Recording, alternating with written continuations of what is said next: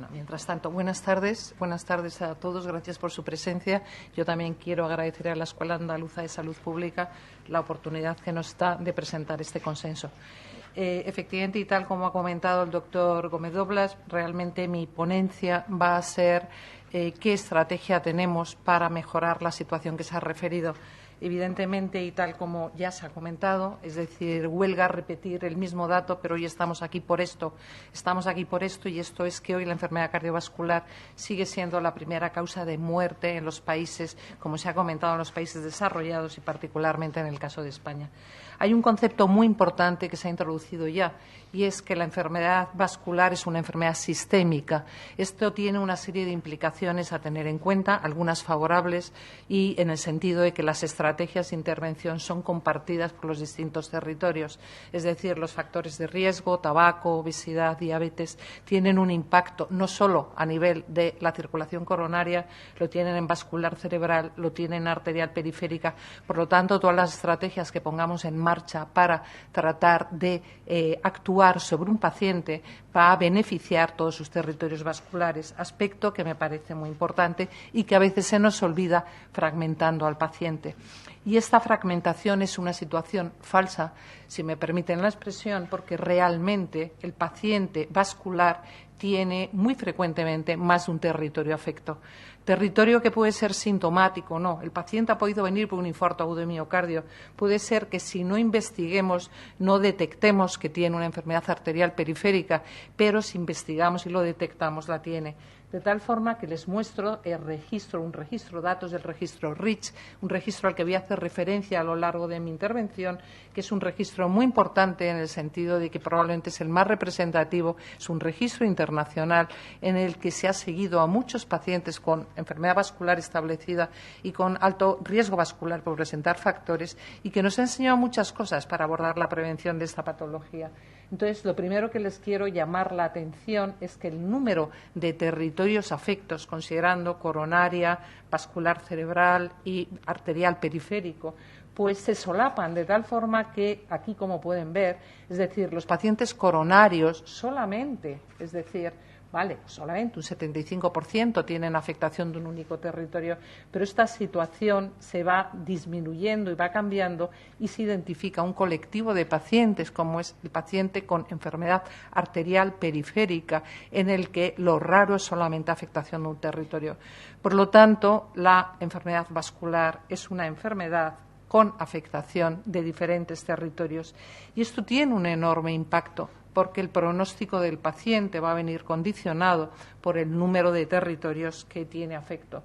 Aquí pueden ver cómo, dependiendo del número de territorios que tenga afecto, 1, 2 o 3, la probabilidad de morir por causa cardiovascular, de tener un infarto de miocardio, un ictus no mortal o la combinación de todos se incrementará. Por lo tanto, una forma importante de estratificar a la población es identificar al paciente de alto riesgo.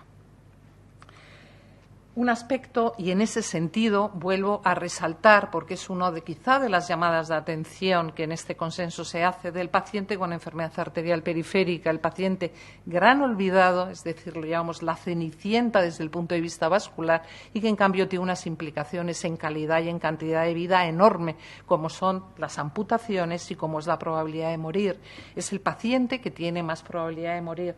Aquí pueden ver representados por la barra de color azul como para cualquiera de las variables finales que decidamos es el paciente con enfermedad arterial periférica, el paciente que tiene una mayor probabilidad de tener complicaciones. Por lo tanto, desde un punto de vista de abordaje de la enfermedad cardiovascular, el primer reto, y lo sabemos los clínicos, es el estratificar al individuo. Y yo creo que el reto es identificar al sujeto de muy alto riesgo. ¿Por qué? Porque cuanto mayor es el riesgo de un sujeto, más intensa va a tener que ser la intervención, mayor va a ser el beneficio. Es una norma en vascular, en medicina preventiva evidente, a mayor riesgo, mayor beneficio, pero se añade un problema, que es el que probablemente nos obliga a buscar soluciones y a identificar retos para solucionarle. Es el paciente que más se beneficia, pero es el paciente que tiene mayor riesgo residual, es decir, tiene más probabilidad de seguir teniendo complicaciones a pesar de que nosotros lo hagamos muy bien y establezcamos todas las estrategias terapéuticas que en este momento tenemos. Por lo tanto, introduzco el concepto de riesgo residual. Riesgo residual es una asignatura pendiente que nos obliga a mejorar todas las estrategias y los tratamientos para atender al paciente con riesgo vascular. Está claro y es incuestionable, y lo sabemos todos, que nuestra herramienta fundamental para controlar al paciente que ya tiene factores de riesgo es conseguir el control de los mismos, de tal forma que controlar los factores de riesgo incuestionablemente va a mejorar el pronóstico del paciente. Y, sin embargo, y a pesar de ello, el primer problema que tenemos, y yo creo que es un reto de salud pública enorme, es el no conseguir control. Cuando uno evalúa el porcentaje de pacientes que siguen fumando, que tienen una presión arterial no controlada, que tienen una diabetes mal controlada, es la primera intervención que tenemos que mejorar. Tenemos que mejorar el control de los factores de riesgo.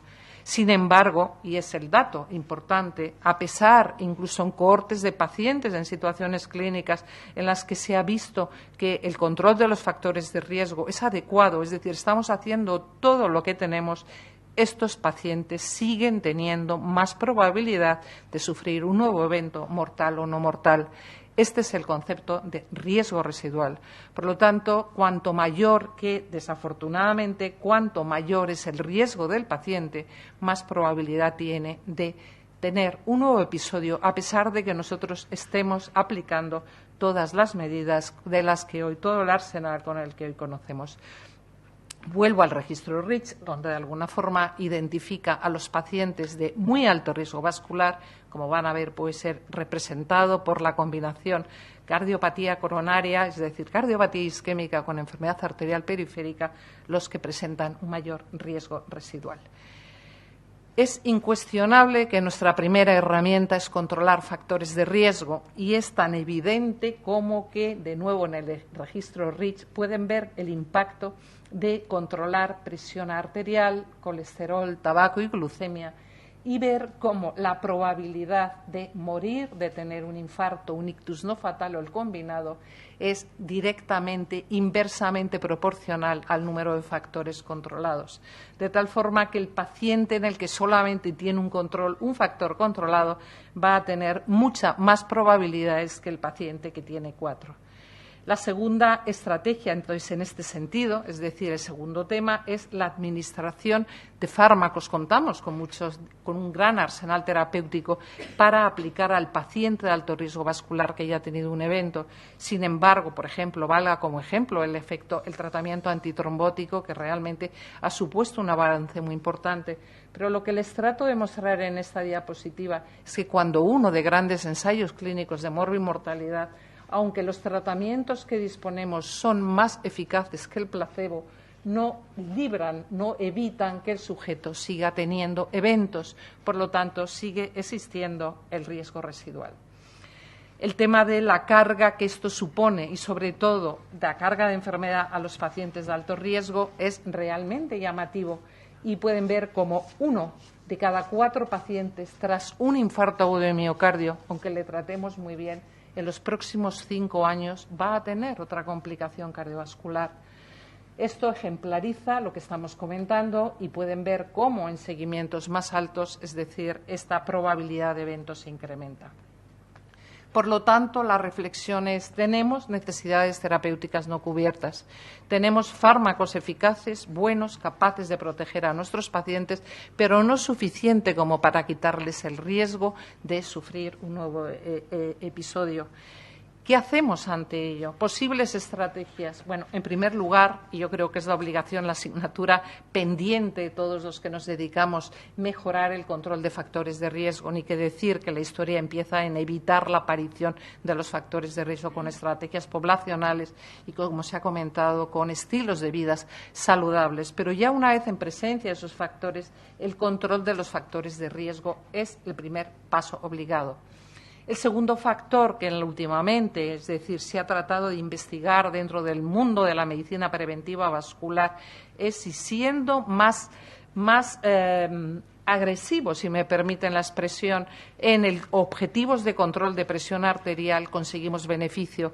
Esto se ha explorado en presión arterial. Si bajo la presión arterial lo bajo más que menos, si lo bajo por menos de 120/80 respecto a menos de 140/90, aporto un beneficio si de alguna forma voy a objetivos más intensos. Esto solamente ha mostrado eficacia en el caso del colesterol. Es decir, bajar cuanto más se baje LDL colesterol es el único que existe una relación lineal con morbimortalidad y lo acaban de demostrar los nuevos fármacos como son los anti-PCSK9. No es una estrategia que reduzca el riesgo residual ni por bajar más la presión arterial respecto a las recomendaciones de las guías ni por intensificar el control glucémico. Y, por lo tanto, y entonces la tercera estrategia, ¿qué nos queda si no es cuestión de controlar más, de intensificar más? Está claro que necesitamos nuevos fármacos que vayan reduciendo esa diferencia y que en los últimos años, afortunadamente, están apareciendo, y muestra de ello es el mundo de la diabetes, donde han aparecido muchos fármacos que han cambiado y que están cambiando la historia natural del paciente diabético, o en el caso, por ejemplo, de cambiar la estrategia antitrombótica con los resultados de nuevas estrategias, como es el caso de rivaroxaban a dosis baja. Por lo tanto, de estas tres estrategias las ejemplarizo. Uno es mejorar el control de factores de riesgo, no tengo ninguna duda, lo acabo de expresar.